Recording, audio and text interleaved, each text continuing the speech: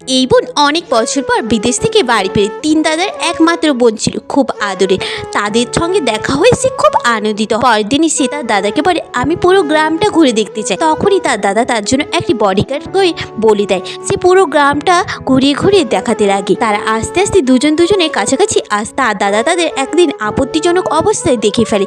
কিছু বলেন, বাড়ি গিয়ে কয়েকটা ছেলেকে দেখিয়ে বলে, বোন তুই এদের মধ্যে কাউকে একজনকে পছন্দ কর, তোর সঙ্গে তারই আমি বিয়ে দেবো। এটা শুনে মেয়েটি কিছুই বলে না, শুধু ছেলেটির দিকে তাকিয়ে থাকে।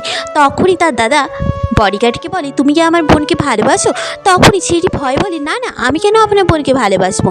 আসলে তার দাদা আগেই একটি ছেলেকে মেরে ফেলেছিল তার বোনকে ভালোবেসেছিল বলে। মেয়েটি ছেলেটিকে জিজ্ঞেস করে, তুমি এমন বললে কেন? তখনই ছেলেটি বলে, আমি যদি তোমাকে ভালোবাসি কথাটা বলতাম, তাহলে তোমার দাদা আমাকে মেরে ফেলতো। এটা শুনে মেয়েটি খুব ভয় পেয়ে যায়। পরদিন কিছু মেয়েকে একসঙ্গে দাঁড় করিয়ে দেয় তার দাদা, বলে তুমি এদের মধ্যে কাউকে একটা পছন্দ কর, তার সঙ্গে তোমাকে বিয়ে দেবো আমি।